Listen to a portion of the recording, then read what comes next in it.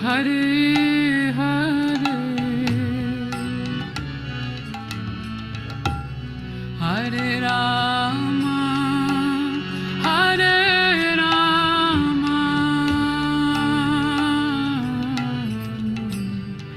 Rama Rama, Hare Hare, Hare Krishna, Hare Krishna,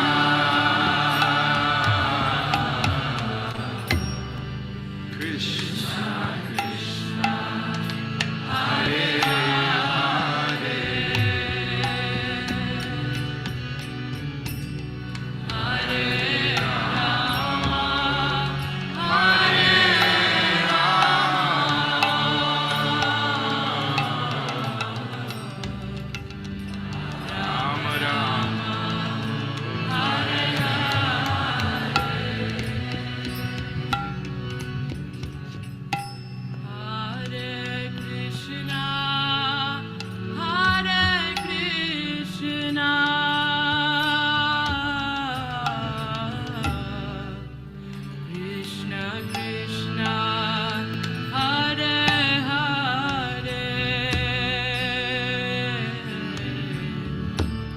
Hare Rama, Hare Rama,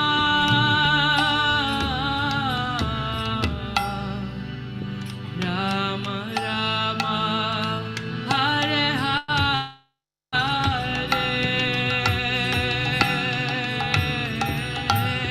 Hare Krishna, Hare Krishna,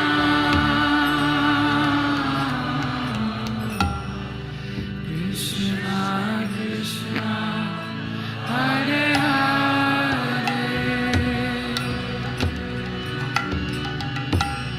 Hare Rama, Hare Rama,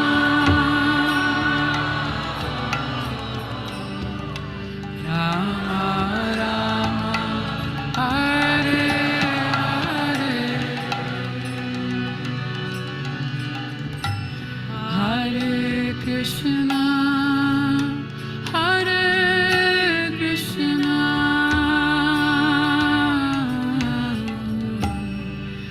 Krishna Krishna, Hare Hare, Hare Rama, Hare Rama,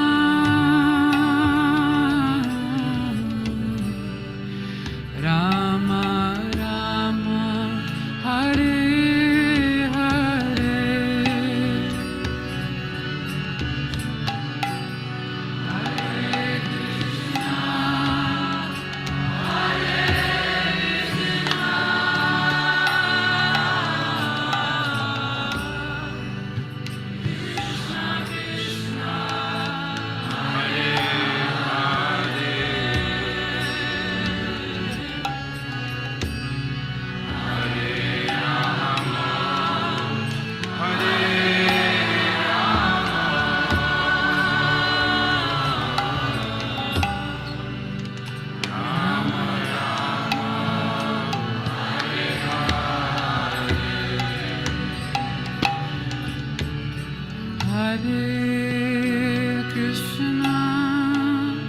Hare Krishna, Krishna Krishna,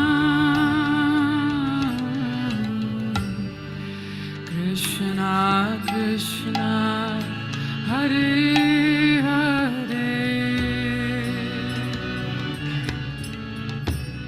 Hare Rama, Hare Rama,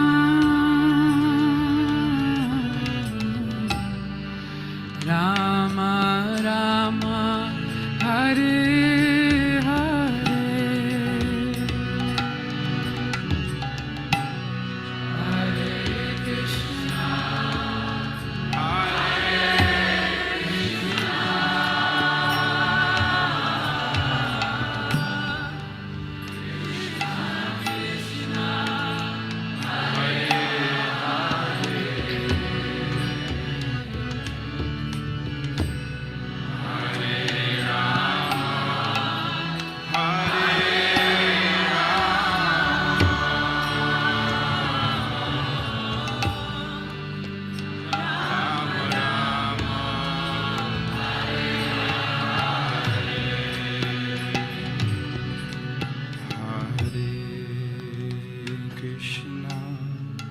Hare Krishna,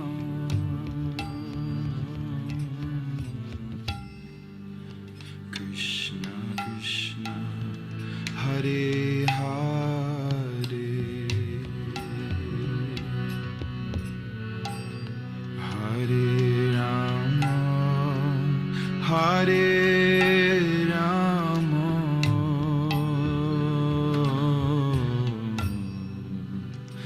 Ram Rama, Hare Hare,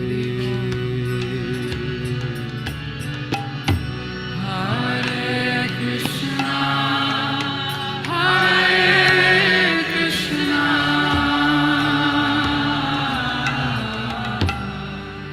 Krishna Krishna, Hare Hare,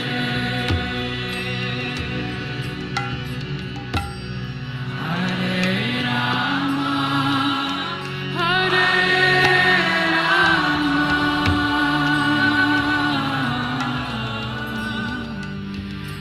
Rama Rama, Hare Hare, Hare Krishna,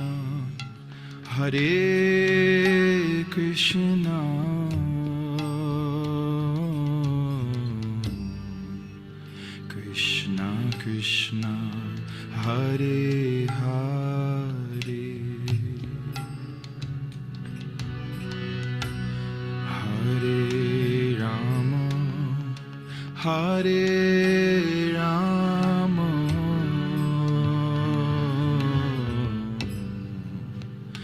Rama Rama, Hare Hare,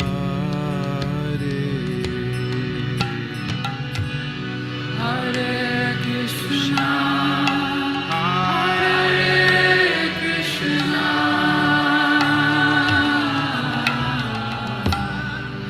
Krishna Krishna, Hare Hare,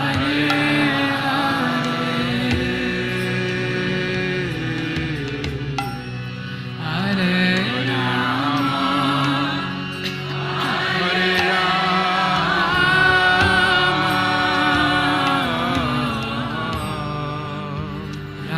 Rama, Rama Hare Hare, Hare Krishna, Hare Krishna,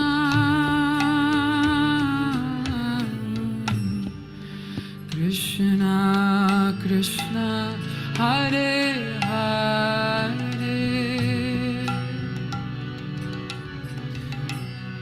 Hare Rama, Hare Rama,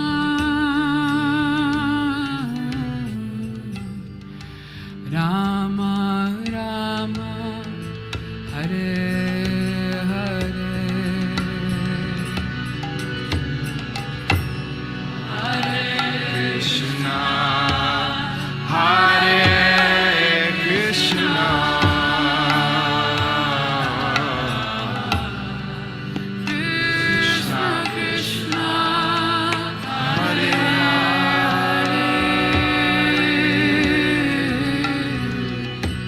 Hare Rama, Hare Rama,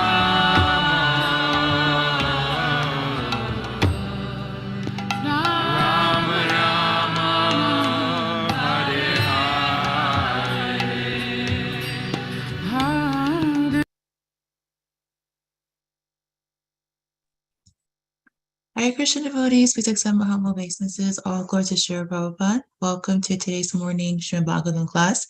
Today's class will be given by Her Grace, Vinavraneshri Radhika Mataji from ISKCON Philadelphia, and she'll be speaking on Canto 1, Chapter 13, Text 44, Dhritarashtra quits home. And it's all yours, Mother. Hare Krishna. Good morning, Hare Krishna. Jaya Radha Madhava Kunja Bihari Jaya Gopi Jana Vallabha Giravardhari Yashodanandana Vrajajana Ranjana Jamuna Tira Vanachari Jayarada Madhava Punjabi Hari Gopi Jana Vallabha Giridharadari Yashodanandana Vrajajana Ranjana Jamuna Tira Vanachari Jayarada Madhava Punjabi Hari Jai Gopi Jana Vallabha Giridharadari Yashodanandana Vrajajana Ranjana Jamuna Tira Vanachari Hare Krishna Krishna Krishna Hare Hare Hare Rama Rama Rama Hare Hare Hare Krishna Krishna Krishna Hare Hare Hare Rama Rama Rama Hare Hare Hare Krishna Krishna Krishna Hare Hare Hare Rama Rama Rama Hare Hare Jayam Vishnupad Paramahamsa Parivrajacharya Astatara Satas Divine Grace A.C. Bhaktivedanta Swami Srila Prabhupada Ki Jai. Jayam Vishnupad Paramahamsa Parivrajacharya Astatara Sata His Divine Grace Srila Bhaktisiddhanta Saraswati Thakur Srila Prabhupada Ki Jai.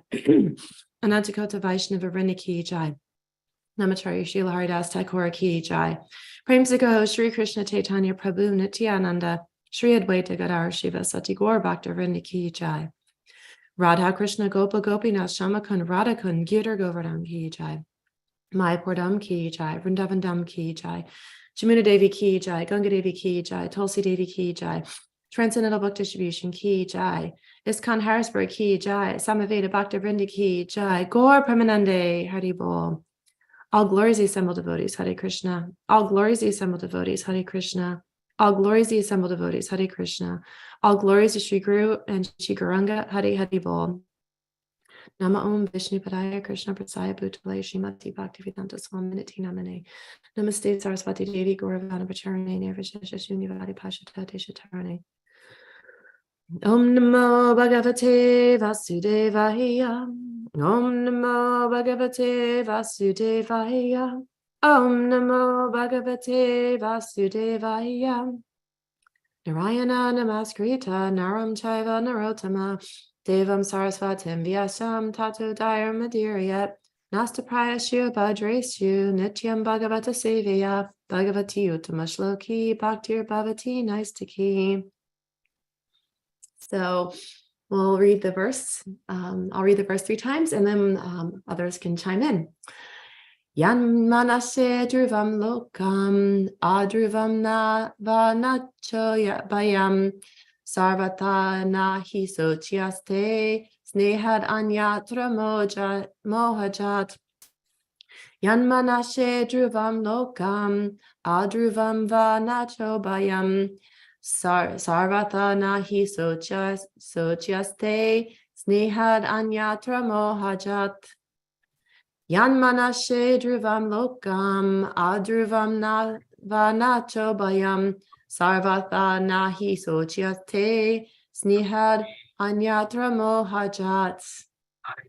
Anyone else? Yan manase dhruvam lokam adhruvam vanacho bayam sarvata nahi shosyat te snehad anyatra mohajat. Hare Krishna. Anyone else? Yanmanyase dhruvam lokam adhruvam vanachobhyayam sarvata nahi sochaste snehad anyatra mohajat. Anyone say? Yanmanasya dhruvam lokam adhruvam चोभयम् सर्वथा न हि शोचस्ते स्नेहादन्यत्र मोहजात्. Hare Krishna. Hare Krishna, thank you. So we'll do word for word translation. Yat, even though, manyase, you think, dhruvam, absolute truth, lokam, persons, adhruvam, non-reality, va, either, na, or not, cha, also, ubayam, or both wise, sarvatha, in all circumstances, na, never, he, certainly, sochya, subject for lamentation, te, they, snehat, due to affection, anyatra, or otherwise, mohajat, due to bewilderment. Translation and purport by His Divine Grace, A.C. Bhaktivedanta Swami Srila Prabhupada Ki Jai. O King, in all circumstances, whether you consider the soul to be eternal, an eternal principle, or the material body to be perishable, or everything to exist in the impersonal absolute truth, or everything to be an inexplicable combination of matter and spirit, feelings of separation are due only to illusory affection and nothing more. Purport. The actual fact is that every living being is an individual part and parcel of the Supreme Being, and his constitutional position is subordinate cooperative service, either in his conditional material existence or in his liberated position of full knowledge and eternity. The living entity is eternally under the control of the Supreme Lord. But those who are not conversant with factual knowledge put forward many speculative propositions about the real position of the living entity. It is admitted, however, by all schools of philosophy that the living being is eternal and that the covering body of the five material elements is perishable and temporary. The eternal living entity transmigrates from one material body to another by the law of karma, and material bodies are perishable by their fundamental structures. Therefore, it is nothing to be lamented in the case of the souls being transformed into another body, or the material bodies perishing at a certain stage. There are others also who believe in the merging of the spirit soul and the Supreme Spirit when it is covered by the material engagement. And there are others also who do not believe in the existence of spirit or soul, but believe in tangible matter. In our daily experience, we find so many transformations of matter from one form to another, but we do not lament such changing features. In either of the above cases, the force of divine energy is uncheckable. No one has any hand in it, and thus there is no cause for grief. Sri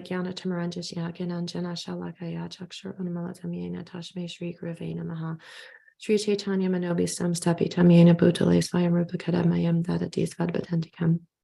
Jai Shri Krishna Chaitanya Prabhu Nityananda Shri Advaita Gadara Srivasati Gaur Bhaktivinoda Nama Om Vishnu Padaya Krishna Prasaya Bhutale Srimati Bhakti Charanamiti Namane Snekta Chetas Rupaneta Vadmanam Tarasa Plutam Prabhupada Kata Prananam Bhakti Charapadam.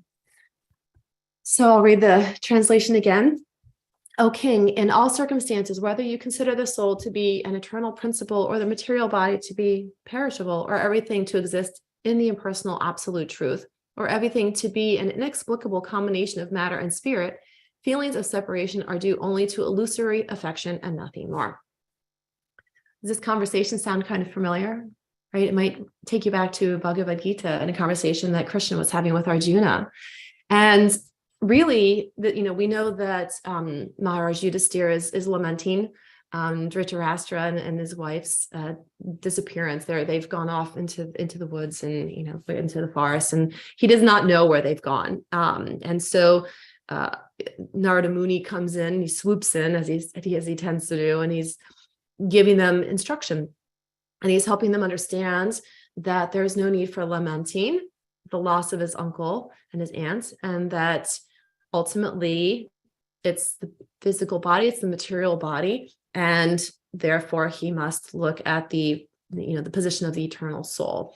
And so, like I said, does this sound familiar? Prabhupada ends this purport in either of the above cases, the force of divine energy is uncheckable. No one has any hand in it, and thus there is no cause for grief. In Bhagavad Gita, similar words were said to Arjuna, right? Those who are wise lament neither for the living nor the dead, right?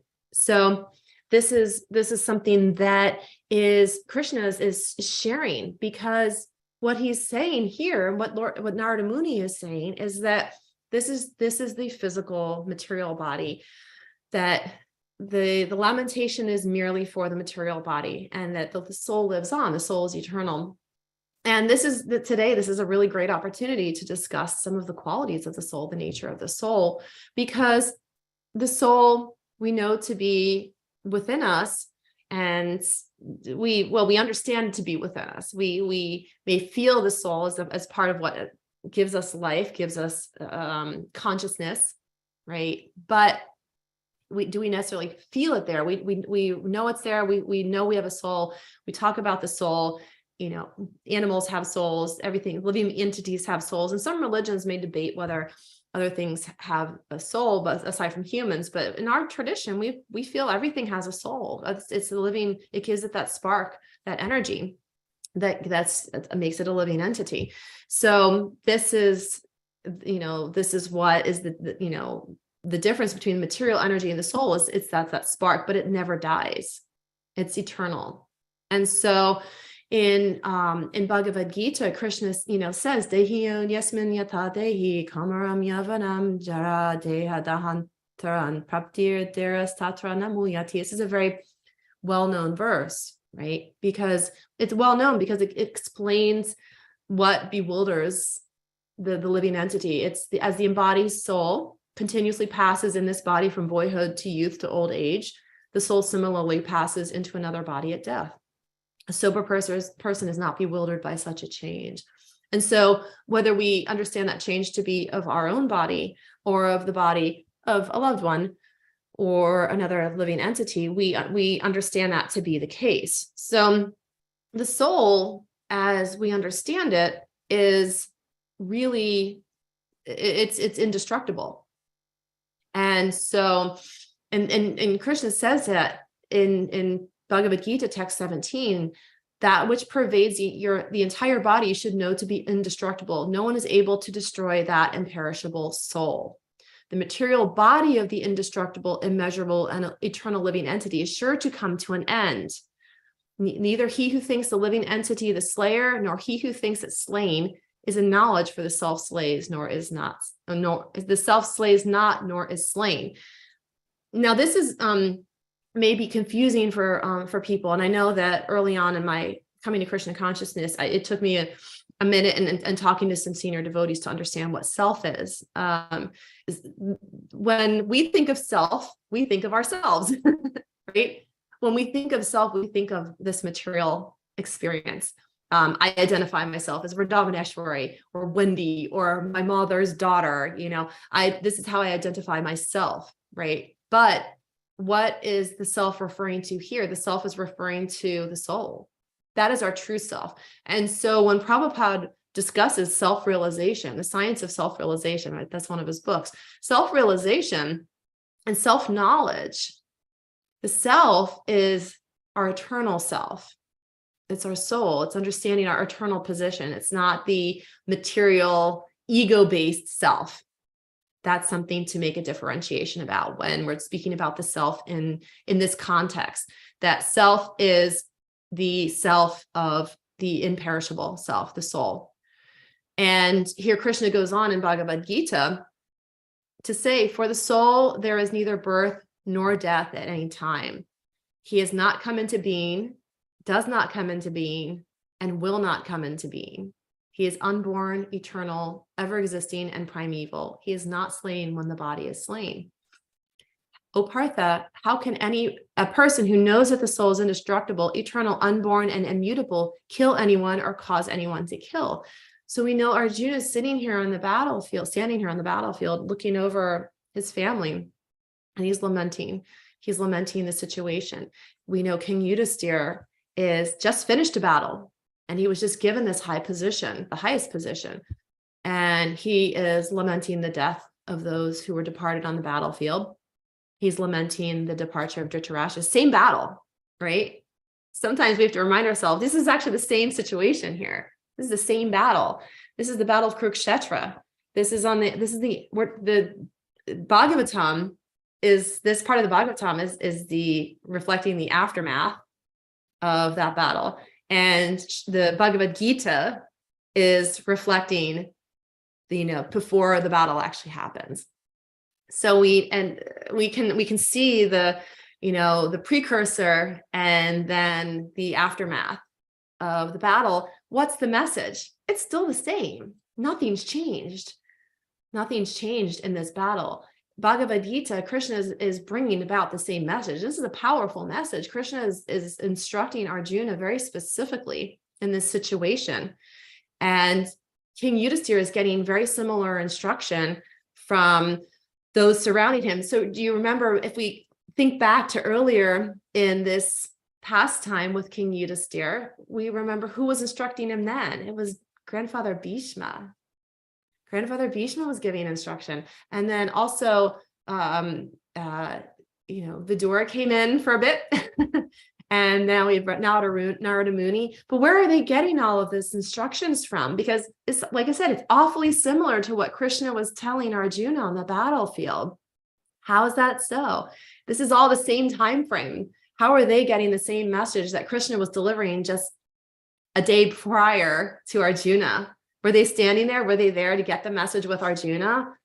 Not directly, but they're all great disciples. They're great devotees of the Lord. And when one is a great devotee of the Lord, the highest devotees of the Lord, they have an understanding within them. This understanding is part of us. It's part of who we are. This is the when we're covered over. This is the dilemma of the conditioned soul. This is the dilemma of the jiva. We have this problem that we forget. We forget things. Krishna gives us knowledge and forgetfulness. He gives us the knowledge, but he also gives us the opportunity to engage in material activities. And in the context of that quote, he's telling Arjuna, I give you knowledge and forgetfulness because you can't remember of all these many lifetimes. I can remember all of them, but you can't remember any of them, And so Krishna is saying that I give you knowledge and forgetfulness. You have knowledge of your eternal transcendental position, but if you forget how you got here, you forget all the previous lives that brought you to this point of being a great devotee of the Lord. And so what did Arjuna have to do to be able to be the cousin serving on the chariot of next to Krishna? What did he have to do to be able to be in that position, to be serving directly next to God? Right next to God. That's a pretty elevated position that one must achieve in life. So, but Arjuna doesn't remember it. He doesn't know how he got there. Same thing with all of the other inhabitants of Dwarka and the inhabitants of Vrindavan. They don't know. They just know that they are there and they're serving they're interacting in these pastimes with God, with Krishna. But Krishna knows everything. And Krishna often, stirring the pot and creating little pastimes and to deepen that relationship with the devotees. And that's one of the beautiful things. But Arjuna is there and he's receiving all of this knowledge. And yet at the same time, like I said, a couple of days later, maybe a week or so later, now you have Narada Muni delivering the same message to King Yudhisthira. So somehow Narada Muni is already tuned into this knowledge, and he's tuned into it again, like I said, because he's a pure devotee of the Lord. This is his job. This is Narada Muni. This is what he does. He just goes around spreading the word of bhakti, spreading the word of devotional service. And even in one of my classes prior, I had read a little bit from Narada Bhakti Sutra, and that because that's what Narada Muni is all about. And so let's talk a little bit more about this purport and what Prabhupada's saying here, because we're really, like I said, Prabhupada's really drawing in this purport so much from the second chapter of Bhagavad Gita, where Krishna is giving this direct instruction about the soul. The eternal living entity transmigrates from one material body to another. Dehi no yasmin yata dehi. Is the living entity comes from boyhood to childhood to to old age, so does he change his dress? One is not bewildered by this change. So this is the transmigration of the soul. And this is something that one may say is unique to Eastern philosophy, to Eastern religion, this idea of reincarnation. This is really the concept of reincarnation. And in our philosophy, this is a very natural process. This is a very natural way of thinking about the body and the soul, is that we just come back again and again until we're finished, until we've learned how to become a devotee of the Lord, until we've learned how to elevate ourselves to the level of bhakti, to the level of devotional service. And that's when we can end this cycle. That's when we can put an end to this cycle. It is really a simple process, as Prabhupada would say. It's a simple process to put an end to this cycle by chanting. Right? Prabhupada gives us these tools: chanting, engaging with devotees. We know the Shravanam, Kirtanam, Vishnu, Smaram. So these are things that we can do to expand our bhakti, to expand our consciousness. But what we're looking at here is really how do we fully understand that? Prabhupada is giving us in this purport these, the one transmigrates by the laws of karma. And Krishna explains in later verses that we take the body according to the life that we live in this current lifetime. And so how is that determined? Well, we have the modes of material nature. And the modes of material nature are very, very tricky. They are battling. They're battling for our attention. They're battling for for power over our lives. And so this is in chapter 14. Krishna says material energy consists of three modes: goodness, passion, and ignorance. And when the living entity comes in contact with nature, he becomes conditioned by these modes. And so when we know that these modes of material nature are binding us, they're interacting with us on a constant basis, how do we then come to the next life? Okay, so Krishna actually gives this whole process. So he says, when there's when one dies in the mode of goodness, he attains to the higher planets, pure higher planets of the great sages. When one dies in the mode of passion, he takes birth among those engaged in fruitive activities. And when one dies in the mode of ignorance, he takes birth in the animal kingdom. The results of pious action is pure and is said to be in the mode of goodness, but action done in the mode of passion results in misery, and action performed in the mode of ignorance results in foolishness.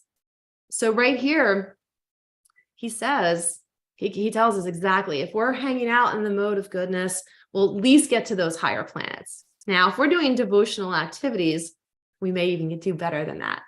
But if we're mostly in the mode of goodness, doing our best, really trying to keep our minds clear and our hearts cleansed, then we've got a very good chance of getting to the higher planets. However, if we're slipping down in our mentality, in our activities, we might get stuck right back in the loop.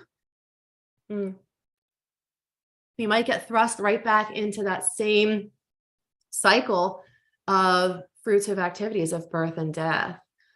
And the fruitive activities, what does that mean with fruitive activities? Well, we hear this word a lot, fruitive, right? The fruit. When we're looking at fruitive activities, we're looking to see what are the fruits of those activities? What are the gains? What is the outcome? And you go to work, you get a paycheck. That's a fruit, right? That's the result of those activities. And when we are claiming responsibility for the fruit, we're claiming responsibility for the results of those actions, then we are in the mode of passion and ignorance. And this is not a place where we want to be, because it's very easy for us to get caught in that tangled web of thinking that we are the doers. And what happens when we think we are the doers is that we then become more deeply conditioned into this material concept. Because if we are the doers, we are then denying that Krishna has a hand in things. We're now denying the results of our actions to Krishna. We're denying that he has any hand in that he has any claim to the results of those activities. So now we are putting ourselves very much in this mode of passion because we are thinking we are in charge. And that's not what Krishna is teaching us. Krishna gives us the opportunity to think that we're in charge. He gives us the opportunity to deeply engage in material activities, to deeply engage in the modes as we see fit. And so you may have this discussion with others about free will. And this has come up because I think it's a really interesting conversation. And I've gotten in this conversation regarding religion and specifically this path many times over the years. Well, how does free will fit in if God is in charge of everything? So it's an interesting paradigm. How does free will fit into the mix if God is in charge? If you have some destiny, some fate? Well, we have free will to make decisions in our life. We have free will to say in any given situation, to say that was just me, or Krishna was involved, or I'm going to treat someone this way. I'm going to treat someone this way. I'm going to make a decision to expand my consciousness and improve my devotional activities, or I'm going to make a decision to continue to immerse myself in material activities. So some free will there.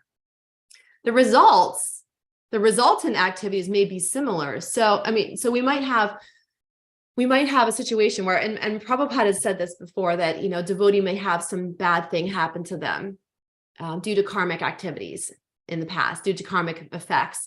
And so, but the Prabhupada says, well, it could have been worse if we hadn't been doing devotional activities. If we hadn't made the choice, the free will choice to engage in devotional activities, to chant regularly, to deepen our relationship with Krishna, that karmic effect may have been much, much worse.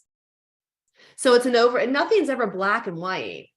Nothing's ever just this like, okay, you're either this or you're that. You either have free will or God is controlling things. It's one or the other. You can't have both. But you can, because nature is very mixed. The relationships, things are mixed. We have, and even in different lectures, I've heard about, different types of devotion. You can have pure devotion, you can have mixed devotion. Prabhupada talks about things that can be mixed. The modes of material nature are mixed. We're never just always sitting exactly in one spot with the modes, because oftentimes we might have some mode of ignorance creep in or a mode of passion creep in. And so things are often mixed. So a lot of times things aren't so clear cut, and it can become very confusing, especially when we're just trying to understand this path. And so it's easy to want to just try and put things into very clear cut buckets and say it's only this way or it's only that way. But unfortunately, that's not how it works, because there are so many influences that can come into a situation. There are so many influences. And plus we have, going back to the spirit soul, we have the influences of the spirit soul and the influences of super soul. And so influences of material nature, we have our mind, right? We have all of these different influences that are being woven into any particular activity. So it's really important that we kind of take a step back and think to ourselves, okay, it's a mixed bag. We're in material nature. Material nature in itself is treacherous, and we have to navigate it carefully, but we can't escape material nature. If we escape material nature, then we would not be in this physical body, and then we would not have the ability to practice Krishna consciousness. So we have to look at material nature as kind of a vehicle to springboard off of, because the material nature, our bodies are material.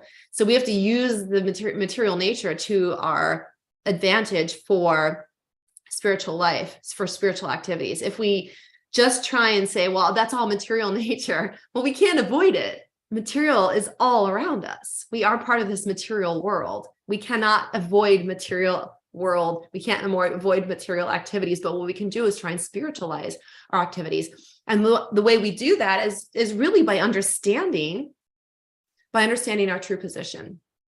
And it gets back to this idea of regardless of what we see or how we understand the position, as it's Narada Muni is explaining here, whether you consider the soul to be an eternal principle or the material body to be perishable or everything to exist in the impersonal absolute or everything to be an inexplicable combination of matter and spirit.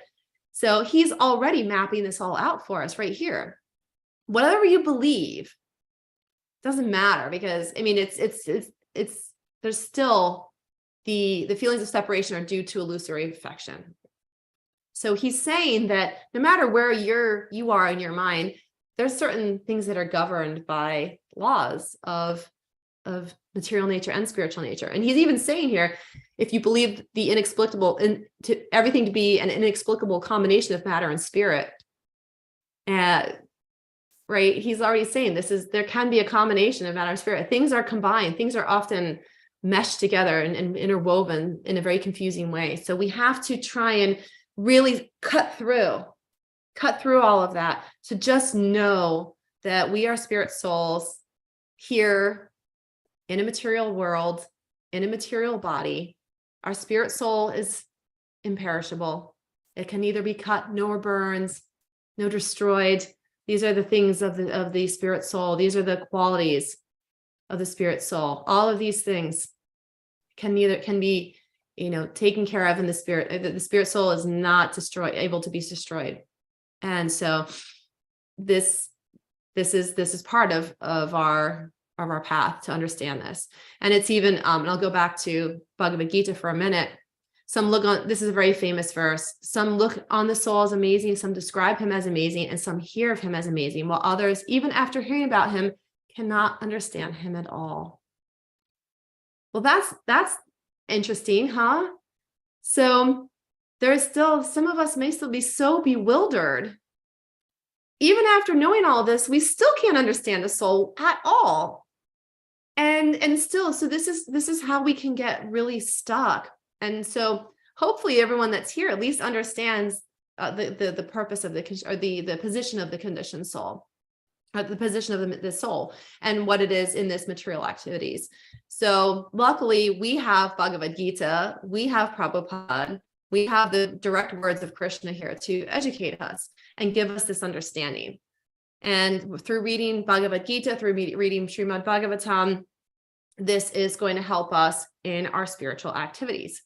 Now, how does this apply in our daily lives? Which, I think I like to think about this as well, how could I take this into everyday life? Well, how does this apply to me, right? So this is all well and good. This is nice, but what can I do with this to improve my own devotional activities? What can I do with this to improve my own bhakti? And so ways that we can really take this knowledge, the knowledge of the soul, is every single day we're remembering that I am a spirit soul. And it's hard. We still identify with this material body. It's so difficult. It's so difficult to not identify with the material body. It's so difficult when we see someone suffering, when we lose a loved one, especially when we lose a loved one, to not be distraught, to not be sad when that happens, to not grieve, to have, grieve for them. And so this is not saying that if someone dies, just forget about it, right? And it may come across that way. And this is where we have to really internalize the understanding of bhakti and internalize the understanding of these lessons. We're not turning ourselves into stones. We can't just cut it off and say, so-and-so died. Oh, well, I'm just going to continue on and it's fine. Because that's going to cause us pain and that's going to blunt our ability to practice Krishna consciousness, because we're creating blocks within ourselves. We're stuffing things down, and that will create very deep wounds, very deep wounds. So we have to figure out a way to work through the process. You know, there's a phrase out there, which you may have heard of, called the spiritual bypass. We don't want to be spiritually bypassing things, right? Because this taking the spiritual bypass means that you're just like, okay, I'm going to just, you know, just toss it off, and I'm going to just go to and just put this as a spiritual lesson and not process any of my emotions and just push it away. And that can be very dangerous. And so when we read things like this, that understanding the process of the material body and the soul, but also here we're seeing this strong thing where it says feelings of separation are due to illusory affection and nothing more. It sounds harsh. And even when Krishna says, you know, the wise do not lament for the dead, right? Even the Rastafarians say, let the dead bury the dead, you know. So there's a lot of, in different religious paths, there's a lot of this idea of how to deal with death and you know, and loss. And this whole section is Yudhisthira is lamenting. He's lamenting, he's grieving, he's asking, where are my uncle? Where's my aunt? Where did they go? And so this is a whole long process of Yudhisthira. Yudhisthira is a very elevated being.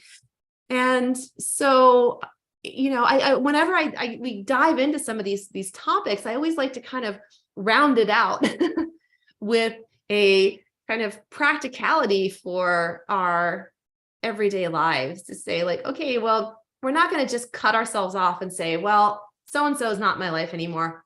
Oh, well, you know, they died. Oh, well, I'm moving on. We have, like I said, we have to go through the process of grieving.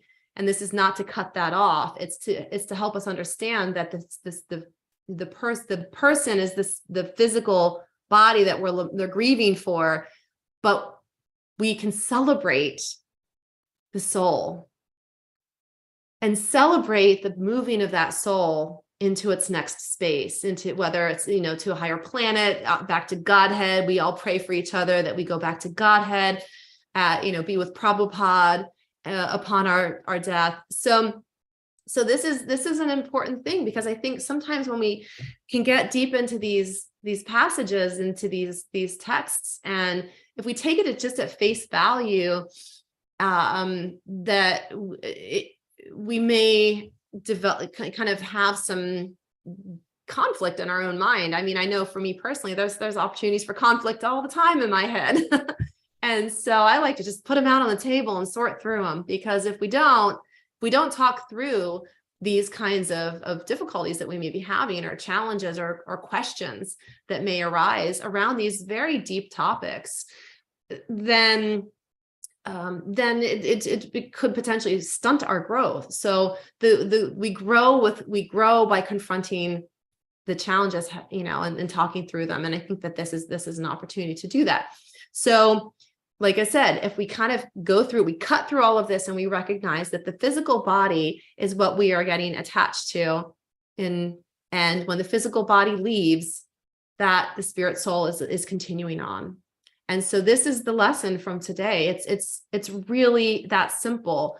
It doesn't mean that our own personal grief for the loss of someone in our life is wrong, that it's, you know, foolish, but it's a reminder that there's two elements of that person. There's the material body, and then there's the soul. And when we realize that the material body is what we had the relationship with, and the material body is what's leaving, but that the soul is always going to continue on, then maybe that will at least give some solace through that time of lamenting, through that time of grief. So I think that's really, to me, the you know, where the culmination of kind of taking this verse, looking at it, looking at the soul, looking at the process of grieving, and also looking at our own personal sadhana and our experiences in everyday life. So that's all I wanted to talk about today for this verse. I'll open it up for any reflections, comments, thoughts.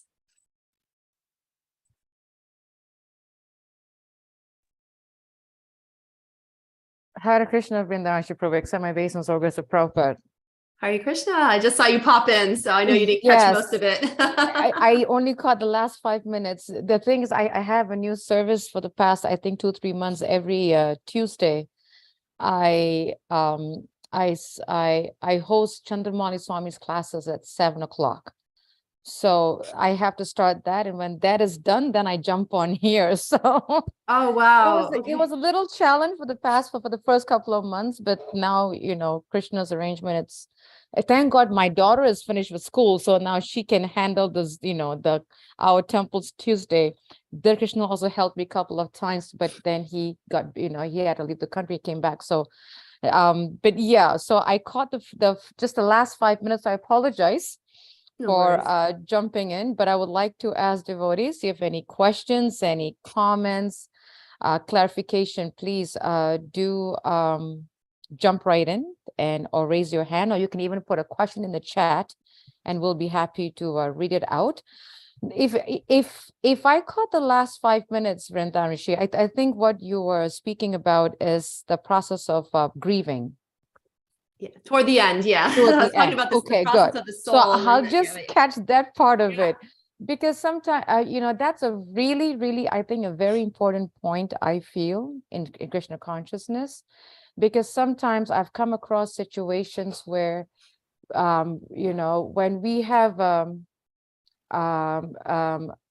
very superficial, I think that's the word, of a very superficial understanding of Krishna consciousness, then we are not able to healthily grieve when we lose a loved one, you know, because I feel for me is what happened is when we have a very clear understanding, or to a certain extent, a clear understanding of Krishna consciousness, the body and soul, and the living entity, the whole, I, me, mind concept, then I feel that, at least that happened to me, is, losing someone, the grief is more wholesome. I don't know if that makes sense. And the grieving is more spiritual, I feel, and it's not so much more on the material. Yeah. Like it's a whole different level. And then I've come across situations where, when we on a superficial level of understanding the soul and the living entity and the body and the whole concept, then we just, like in the old ISKCON days, they'll, I've heard, Prabhu, get over it, man, just chant and be happy. You're not the body, you know? Yeah. And that is not healthy, because I feel it is really suppressing. But it comes up decades later. It comes up decades later, and then you're like, wait, but I thought I got over this loss 20 years ago. So I really feel that, personally, for me, what I've seen in my life is to really understand, or really embrace, I think that's the right word, for me at least, to really embrace the loss of a loved one, is to really wholesomely or wholeheartedly really understand the concept of the living entity, the body and the soul, appreciate and serve and do what we can, and really understand the process of death and dying. Yeah, no, that's so important what you said. And it's something I think I mentioned before you got on the class, is that taking the spiritual bypass, right, which is they're just this, a material body, just move on, keep doing your spiritual practice, chant it away. We have to be really careful about that. And because it can create very bad holes and blocks in us down the road, and wounds that don't heal. And I think to me, that kind of falls into the similar kind of false renunciation, right? We don't want to renounce or get rid of things superficially in the name of in the name of being a renunciant, right? That's the key word, false renunciation. That is the key word. I think that is the point, Prabhu. You're right. Yeah.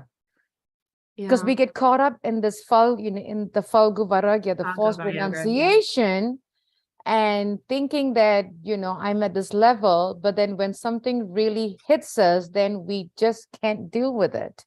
Mhm. And then we come back to like, wait, but I thought I was at that level. Now, why is this really affecting me? And it's also, as they say, it is easier said than done. Like we can tell someone, you know what, get over it. Until it hits us, then we're like, wait, okay, I really haven't understood this concept, But yeah, Mhm. that's a very good point. False renunciation. Yeah, yeah. Yeah. It's something to always be aware of, right? I was actually listening to a lecture the other day about Niyamagraha, right? So that's another thing, like as devotees, we have to be careful, like following the rules and regulations wrongly, or following them just for the sake of following them without having any deep understanding of what they are. So that's that Niyamagraha, which is that there's a risk of, you can follow them very closely or do them wrongly, but you're incorrectly, but you can also follow them very closely and not have the understanding behind them. And that can be very detrimental to our spiritual life. Yeah. So we have to be really, very humble. And this is, I think this is where like humility truly comes in. And this is the beginner mindset, right? Of training, of any kind of practice or training process. It's keeping the beginner's mindset, because a beginner is always open to learning, and a beginner is always open to seeing that they are not at the top of the pyramid. Yeah. And so when we keep a beginner's mindset in everything that we do, we're keeping our mind and heart open to knowledge. And we're also not allowing ourselves to get inflated. Yeah. You So know. true. I really like the point that you talked about, Prabhu, like right now in Niyamagraha, it's so important, why we do what we do, pretty much, Mm-hmm. and not following it blindly because we were told, but why we were told. Yeah. I remember many years ago, my spiritual master used to tell us that, we had she's still around. One of my senior god sisters' daughter, Ladini, my husband and I have known her ever since she was 1.5 years. Actually, he's known her longer because he was there. He joined a year before me, and he saw her when she was a baby. And as she was growing up, Prabhu, anything you tell her, she'll say, why? Ask why? And it gets so on your nerves, she's always asking why? But then we were told, but that's good, because we want to know why we do. Yeah, it's very good. Yeah, because they want to know, why am I being told this? And it's not like because mommy said so. Okay, but why is mommy saying this? What's the logic behind it?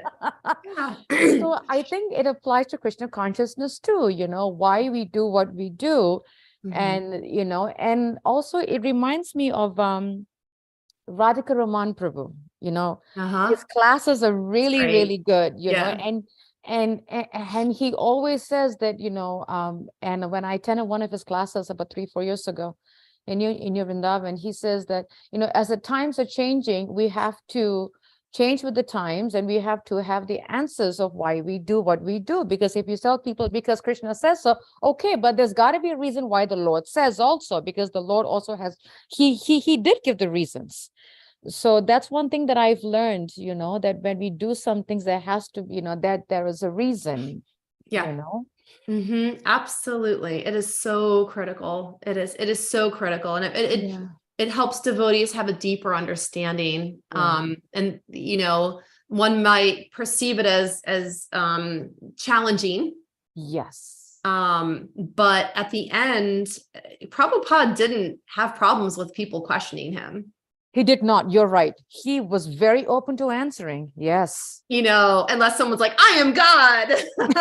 And then he was just like, okay, well, go ahead and lift that table with your pinky above the, Yes. But, Prabhupada, it's just, it's so important that we ask. Yeah. It's so important that we ask questions and that we discuss things openly, because it can be too damaging otherwise. Oh yes, we got a question. Go ahead. Thank you. Go ahead, Swana Garanga. Hare Krishna.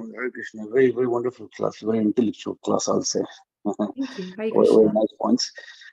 Just curious about one point, like we've been hearing this from the childhood, coming from the devotional family, and this is pretty in Bhagavad Gita or any scriptures we've heard that we should not lament if you lose someone, a loved one, or just a friend, or we know someone, we lose him, then we should not lament because of the just the attachment, right?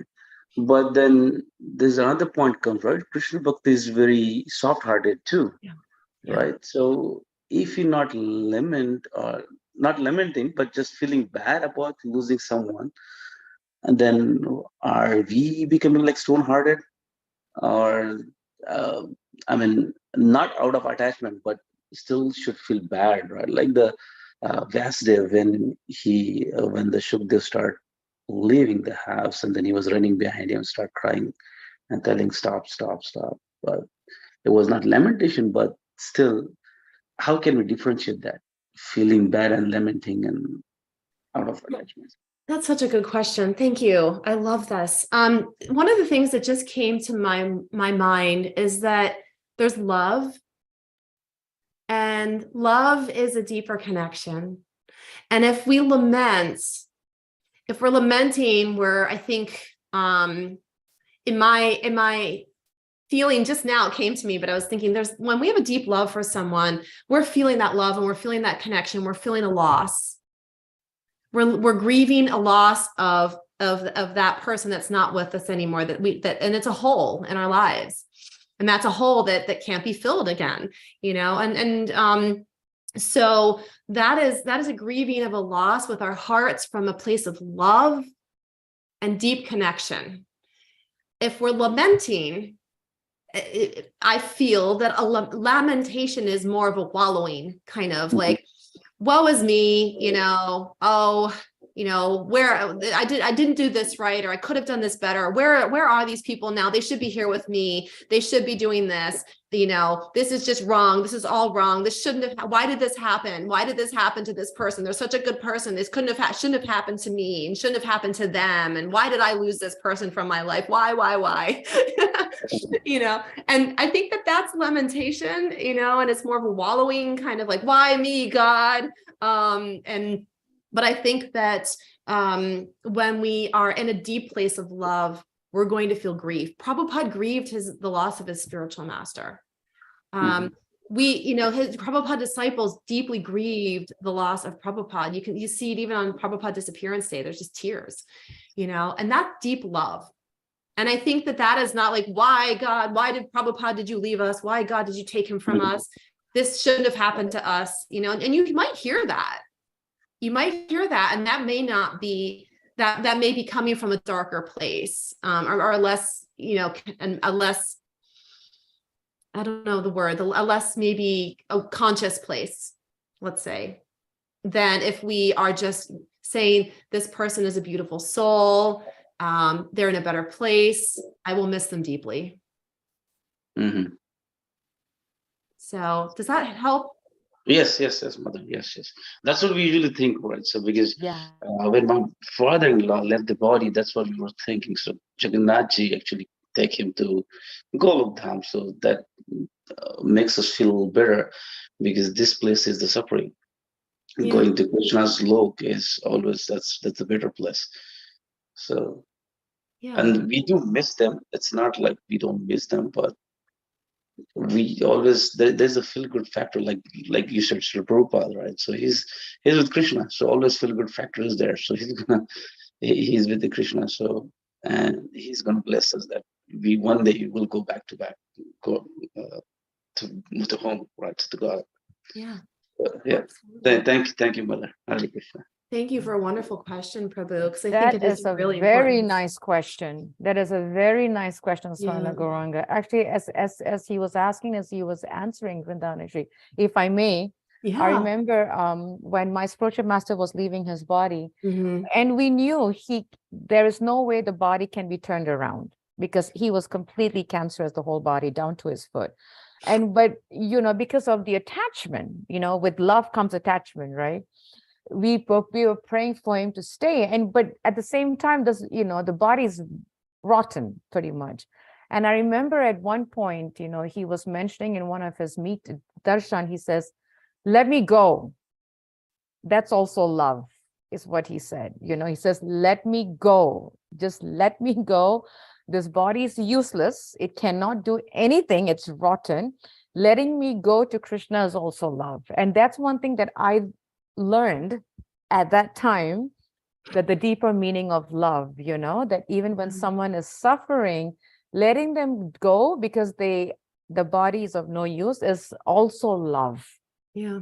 Yeah. And and that's one thing I learned. And yes, like Swarna Gauranga said, we will miss the association, and we will always miss the association, but that is love. Yeah. Like you mentioned, there's a deeper meaning of love. Missing the association is love, but at the same time, letting them go is also love. Because I think I had a discussion with one, and you touched upon this just now too, Prabhu. I was talking to one devotee 2-3 years ago, that this devotee's mother was leaving a body or something, and she was down to a vegetable, and there was no hope of turning around. And I remember this devotee telling me, but I want her there for me.